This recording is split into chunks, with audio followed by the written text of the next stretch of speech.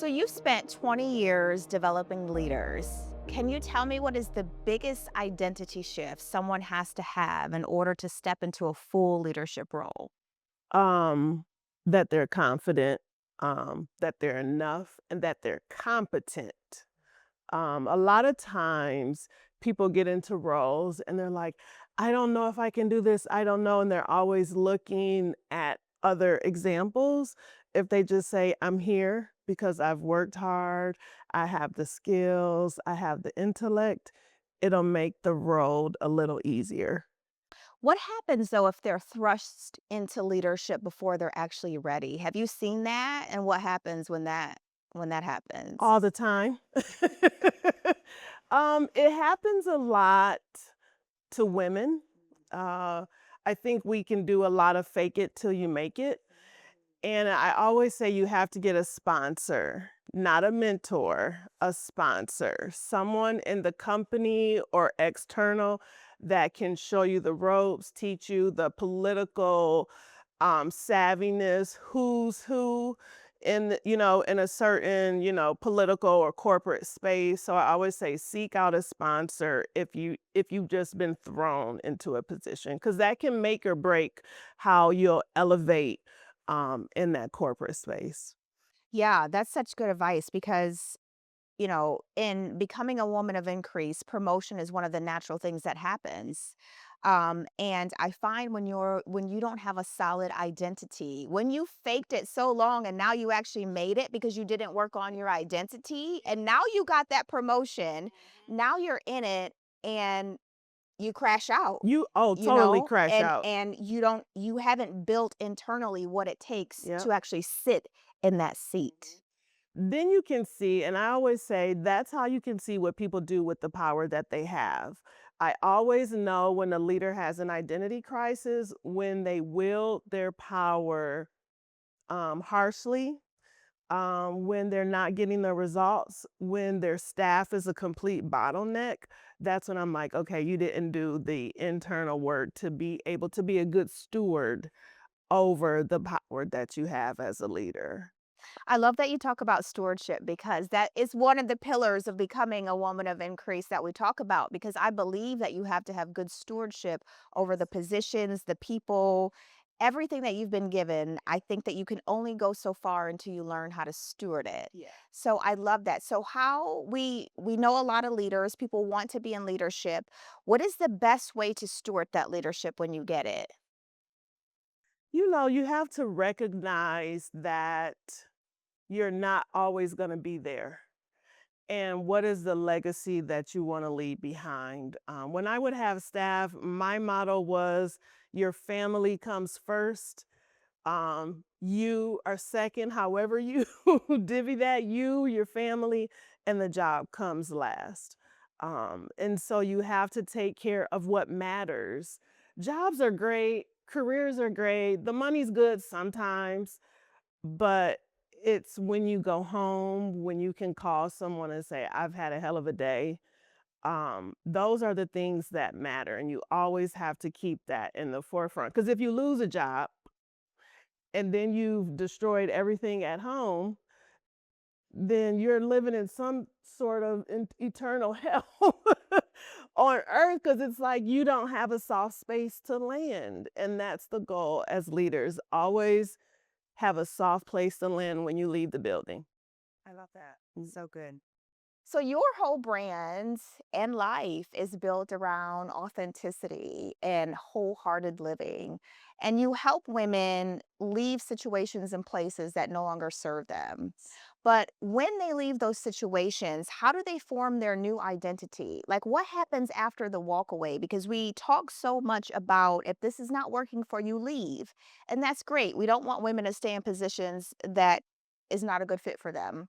But also there is a crisis that happens when you walk away, because now your identity has fumbled a little bit and you're not really sure of who you are. So how do you begin to form that identity after the walk away? Yeah, the grieving that happens in the process of realizing you need to leave is a really big part of what comes after the walk away, because a lot of us stay in the space until we literally can no longer be there, right? That is it's an unintentional habit that women in particular fall into. And once you walk away, being able to reflect on who you were, how strong you are to have removed yourself and walked away, and then to ideate and dream a little bit. And I think so much of women in particular, what we do is we look at the tangible and the facts, and we don't always dream about who we could be and what we want to be. And oh, I always thought about, we go, well, I need to get that paycheck. I need to take care of my family. I need to make sure, that my house is okay. And being able to pause, which we also don't tend to do in society, we don't tend to pause. So being able to pause and reflect and go, who do I want to become?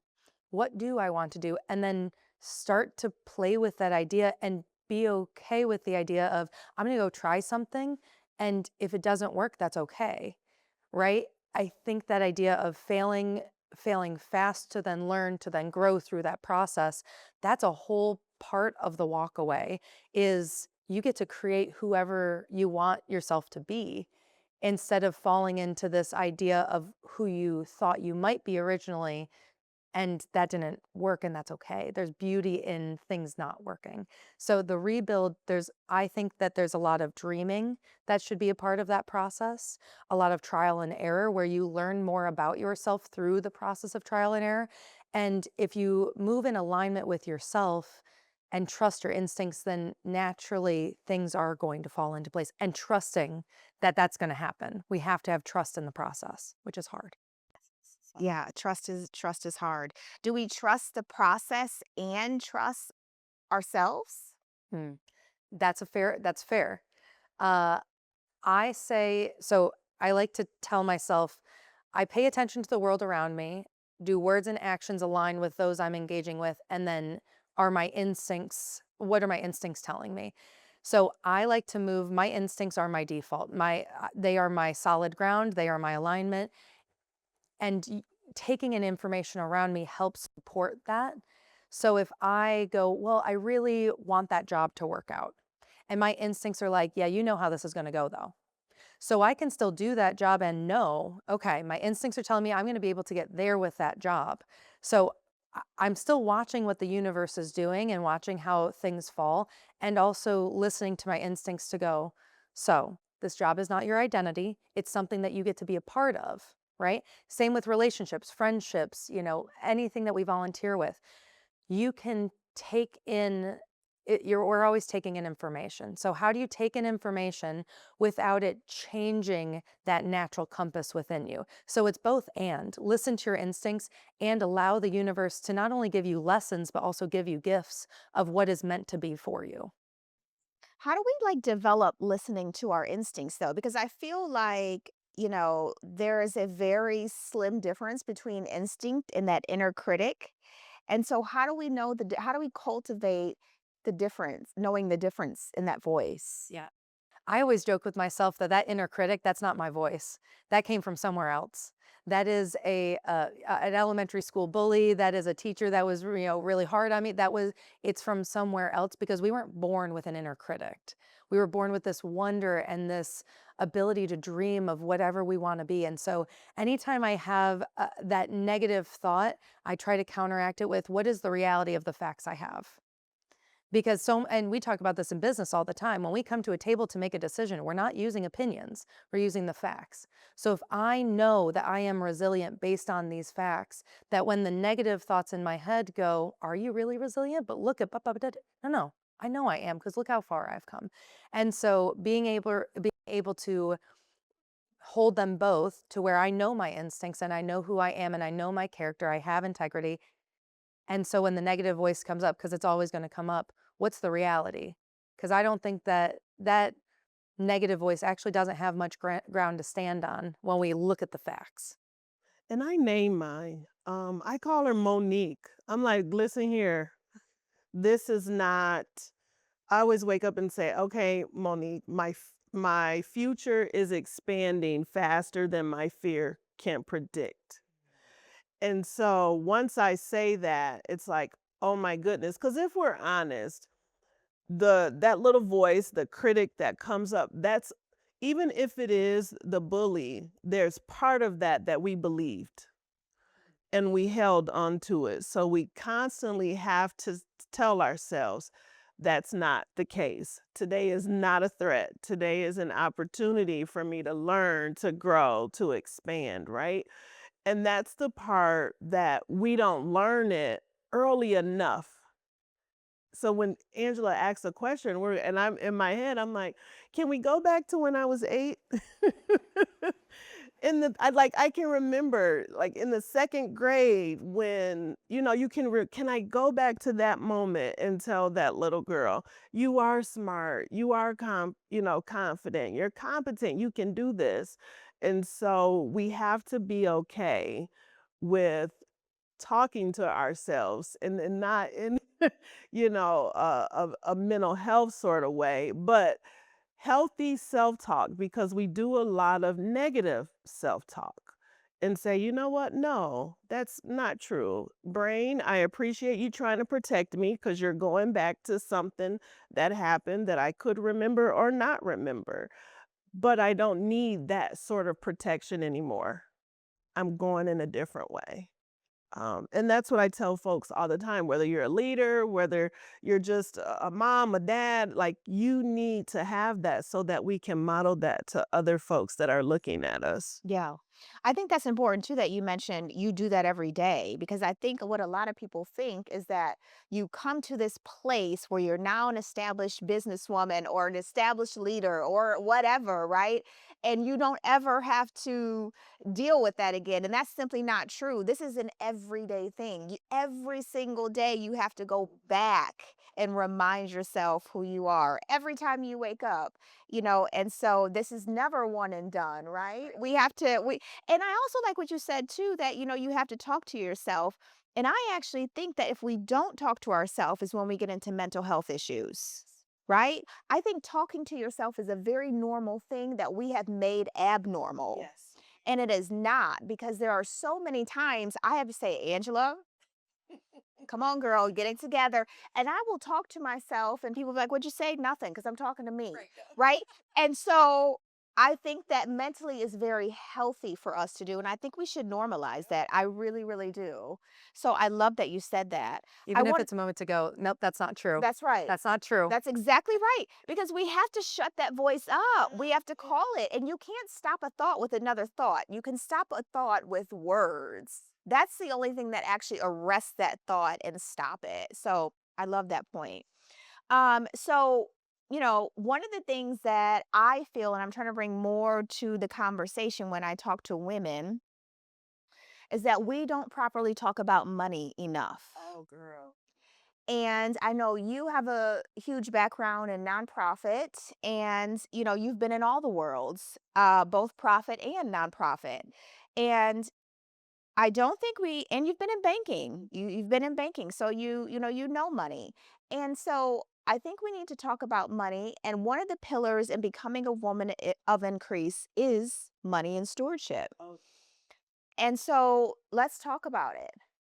Let's talk about it. You're a new entrepreneur. Yep.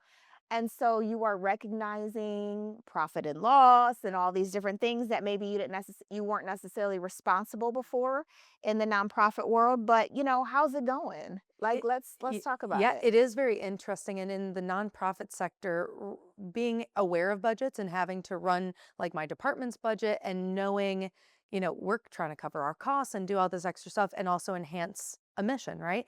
So it's similar but different as an entrepreneur because, for the last year and a half of building this, I'm playing with my own money. I'm the one putting my money in. And yes, have I worked really hard to allow, to be able to do that? Sure. But then I'm also potentially hurting future me by not putting that money into investments. But in my mind, this is an investment. It's just a different form of investments. And if I was going to bet on anyone, I want to bet on me first, right? Because then I can help more folks in the future because I've taken a bet on myself.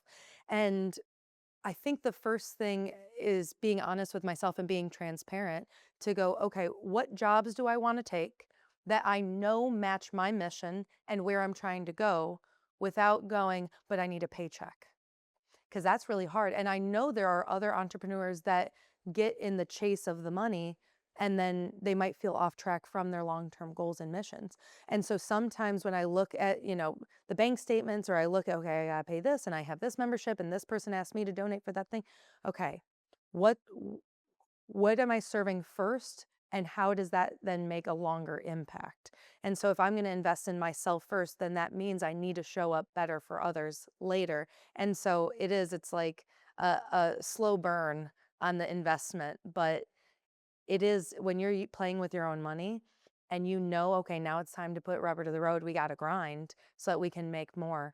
But yeah, that dollar sign, when you start to advocate for yourself in particular, to go, no, I know my worth. I know what I'm worth. And it's okay if that person doesn't feel like they can, afford me, then let's talk about it. And or I say, okay, that's okay. I have other folks in this realm that might be better suited for you. That's okay too. So it's knowing your worth, being able to ask for what you're worth, and also looking at that, net profit loss, those P&Ls, and going, okay, let's sit and talk about it. But if I am investing time and energy, it needs to align with the long-term goals and mission, period. That's, yeah. Yeah. It hits different when it's your own money. I Yeah. mean, when you're putting your own money in, that hits so much different. I mean, but you're right though, like you're your best investment. You know what I'm saying? So, And it's emotional. That's one thing I think when we talk about money and being a business owner, it'll be 7 years. Well, it has been 7 years for me. But no one 7 years since in that business you've been started working the for yourself. yes. Okay. So no one That's a told big accomplishment. and you know what? And I have to make sure that I honor myself in that. Because the statistics say that women-owned businesses only last 5 years. So I'm like, okay, I made it at 7. I want to make it to 14 and to 21. But no one told me when I started this how emotional managing your own money and building a business would be. And that when I had a job, I had a career, that I spent money out of emotion. If I was sad, I would go shopping. If I, wanted to do something, I'm calling up a girlfriend, let's go eat and get drinks, right? And I look at how I wasted money. But when you're playing with your own, it's like, okay, I can't go shopping and spend 200 bucks here. No, I have to be very intentional. And that was the part I wasn't ready for. I was not ready because that going out, that shopping, that going to Starbucks 3, 4, 5 times a Adds up week, quick. it adds up. But then I had to learn, if I can't spend my money frivolously like I was, full transparency, now what do I do in that open space? And that was the wake up call. Like, okay, girl, like you were saying, you got to build the internal. So then I had to say, okay, in this quiet time, I can't go spend my money. I can't go shopping. I can't do all the things. Now, how do I have to build me up so that when the money comes, I don't have that need anymore? I can look at it and say, okay, this is the goal that I want for the business. This is what I have. Does it align? Okay, shopping clearly doesn't align. What do I have to do? Who can I connect with? Who can I collaborate with to move it forward? That's what no one tells us when we go into business. Yeah. We shift into major ownership and responsibility of everything when that happens. Yeah. And sometimes we're not ready for it. Sometimes it hits us hard. But what do you think, being in business 7 years, what do you think is the number one thing that has caused you to be in business for 7 years? Um, I didn't give up on myself. When I started it, I left a tenure track faculty position. I was in administration. I was kind of, I was rocking it. I was making decent money and I would train a little bit on the side. So that was extra shopping money. I didn't give up myself because there were many people that said, I don't know, P. I don't know if you should do this. You're in Toledo. You're this and that. And I said, well, I wanna do it. I've been trying to do it for a while. I wanna do it. I'm gonna try it. And I can always go back to teaching if I want, if this doesn't work out. And so I would tell women, what, don't give up on yourself, because there are plenty naysayers. And there are times, I mean, I'll be honest with you, there are times, this is the part of being a woman leader and an entrepreneur no one talks about. There are times I would cry at night like, oh my gosh, how am I going to pay pay this? I have kids. What am I going to do? A contract you depended on. They're having cuts at their company and they can't hire you. And then you're like, okay, but I have at least one friend that has heard me speak, train something. Let me reach out. Do you know someone? And that's why I said it always goes back to community, relationship, stewardship, all the things it comes together, but don't give up on yourself. Love that. I love that. We have a brand new entrepreneur here, a baby entrepreneur. When I'm that's why I'm holding on to your words because I've been growing this in the background for the last year and a half, but truly I just closed out quarter 1 of being full entrepreneur, self-employed. And there are moments to where the highs are highs and the lows are lows. And okay, I signed that contract. Okay, that's amazing. Now I get to do that work. And then the next day you find out, oh, that contract paused. Okay, that other thing that you thought was going to work out. And you do have to get into this balance of, okay, that person is really excited at the potential with working with me. That's not money in the bank yet. So don't go spend that money before you have it. And also don't, it is an emotional thing. And the moment you named it, I went, oh, that's what it is. Okay, that's what it is. That's what's going on because it's easy to get your emotions all excited. Oh, that person wants to partner with me. That's a conversation still. We're in a conversation ideation phase. That's not signed contract, invoices being paid. Those are two very different things. You can ideate all day long, and that's a beautiful gift. We love to ideate and thought partner. And also, how do we convert that into? And I love the fact that you said, in those moments of going, what am I going to do? That you have that community to lean on because I've thought about that numerous times. I'm going, okay. So lots of people have said, oh, I've seen you do this. I've seen you do this. And I don't ever ask them, how can we partner? Yeah. And so how can I then internally make the conversion of, oh, that's wonderful to maintain these relationships. And also, hey, I actually think I might have a product that would create beautiful benefits for you, beautiful benefits for me. How can we find partnership? I'm not yet there. And you said it, and I went, oh, maybe I should be asking Yeah. for Yeah, support. no, I love that you said that because I think what we don't realize until we realize it is that we can't just sit there and wait for the phone to ring.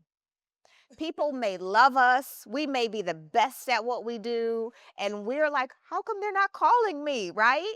And then, but if we're not careful and we don't watch our mind, that will translate into, well, maybe I'm not good enough. Maybe they actually don't want me. Maybe I'm, fooling myself. Maybe this can't work. When in reality, we just haven't picked up the phone and asked, hey, listen.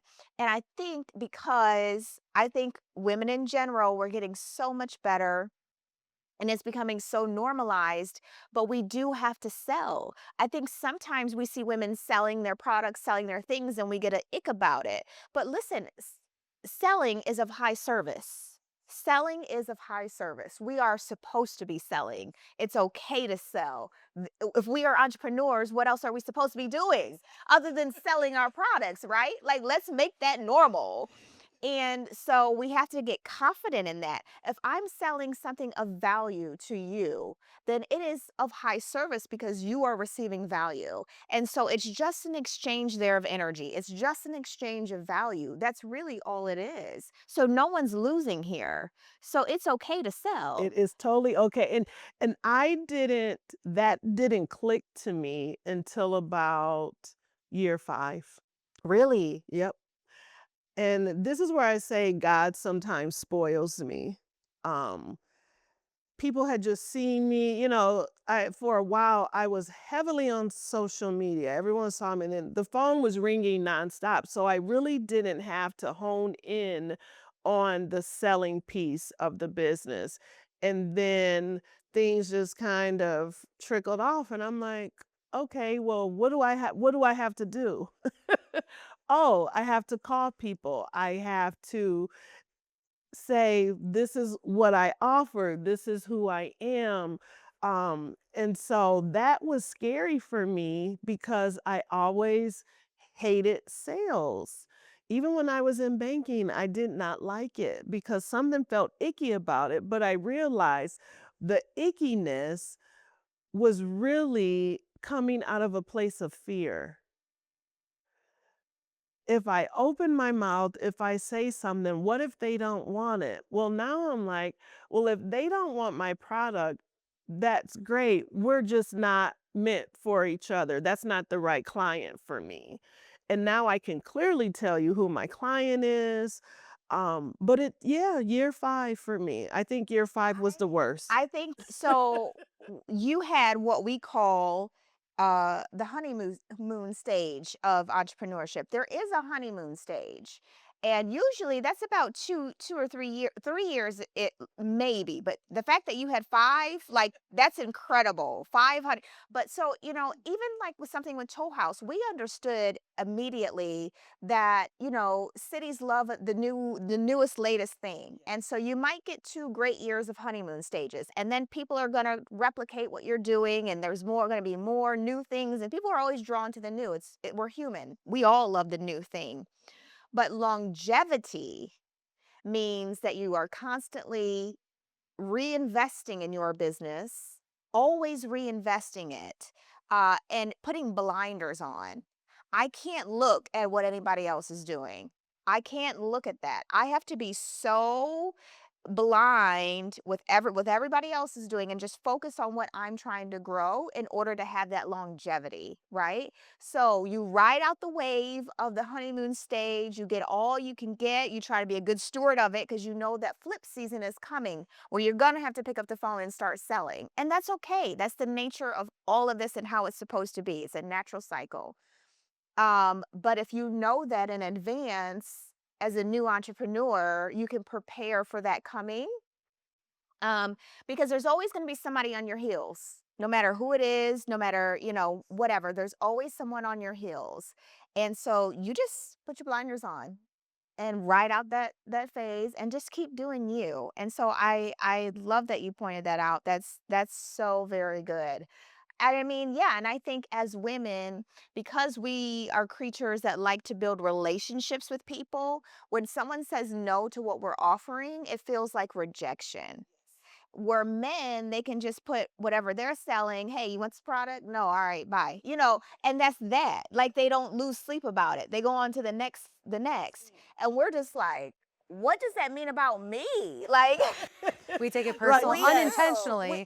We unintentionally. internalize it, yeah. And so I've had to get comfortable with people just, saying no. And but also, you have to keep going. If that person doesn't want what you're offering, or maybe it's a not right now, more than anything, and maybe it's a better fit later on. But you can't make that mean you can't make failure mean anything about you personally. Like you have got to remember it means nothing about you, and you've got to pick up the phone and call the next person and the next person. One thing that I've learned, that has just been like, oh my goodness. A lot of times women will have these huge networks and will say, oh yeah, I know so and so there. I know someone here.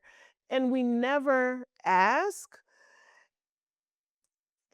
And it's like we self-sabotage sometimes. And to give you an example, I was on a call yesterday. I have to do a training, and it's for a conference. I do this every year, pre-service training for people want to go into the superintendency. I realized last night when I got off the call that all 5 of my co-presenters are all superintendents. I've been presenting with them for 2 years now. Why have I not asked them? And they're in different states, Arkansas, Texas, Illinois. Why have I not? I got off the phone like, why have I not done this? And that's what I think sometimes we as women do. We get comfortable with the people we're in our space, and we put them in a different category when that can be a potential sponsor, a potential business, a potential something else. And we've just gotten really comfortable with them. It's like, oh, that's just Angela. And it's like, no, she's done these things, right? She has some insight, some connections, something else than, oh, that's just Angela. And I think we have a tendency to do that as women. Oh, that's just so and so. Well, no, that is so and so, but they also have these things that could potentially help you. And women build the strongest together. Strongest network. Yeah. Like, Absolutely. we Yep. can build stronger Yeah. together, and you're saying so many things that have been ruminating in my head that now I'm like, "Oh, that's not just in my head, that's a real thing that other people are going through." I know jokes, someone mentioned a name yesterday, "Oh, this person," and I was like, "Oh, yeah, I know that person. They actually said, 'Hey, if you ever need anything, let me know.'" How We many never take that. times how many We never times actually take have I that. never Yeah. actually done? And Yeah. and that person is well connected. They've built something. They have truly partnership to offer, and I got their cell phone number. So why am I not picking up the phone to say, "Hey, I've been building over the last few months. This is how far I've gotten." Either let me ask some questions to where I know that they are going to have really wonderful nuggets, or they're going to say, "Let me connect you with these other people. They need to be hiring you." So why am I not picking up the phone to call? And I don't know if it's the fear of rejection or if it's the, well, I don't want to look weak by asking for help. That's ridiculous. That is ridiculous because, again, women in business, we do move differently than men in business, but I don't think it's a bad thing if we lean on our natural, like our true ability to build stronger together. Like, we are better together. There can be a little bit of dog eat dog world, more so in, in male dominated industries, but in when we're looking at women, we're trying to rise together truly. So we should be leaning on each other and picking up the phone and saying, "Hey, remember when? Remember when you said that you could offer some help? I actually do need some help. Would love your ideas, your partnership, your, connections, whatnot, to then grow." I think it goes into we don't want to be seen as not being authentic. So if I'm friends with Angela and I say, okay, Angela is my friend, but I know Angela has relationships that can help me, I don't want to be seen as me using my friendship with Angela to get something, right? Where the other person may not see it in that way. It's just like, oh, yeah, let me just send an email or Yeah. something like that. We have to get out of our head. Yeah. We really do. And I think not only that, I think also there's a good balance for that, right? So if I'm constantly calling you and all I ever do is ask you for stuff, that's the problem, Yeah. right? We've And all had I'm people. we've all had We've all people had like those. that, and I'm never offering Mhm. to say, hey, you know what? Also, what can I do for you? How can I help you? But I think women are very good at reciprocating. I think we're very good at wanting to make sure that we are also giving value to people who, maybe are even taking value from us. So I think, we have to keep that cycle. What you give is what you get. So I think we have to keep that cycle. I want to know, closing, is what does a woman of increase mean to you? And how do you become one? How have you become one? I think I'm going to never stop becoming one because I'm hungry.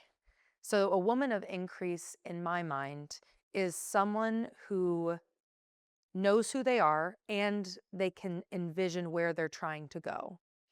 And they can see the empire that they're going to build or the journey that they're going to embark upon and know that they have the skills to be agile along the way because things never go as we see planned.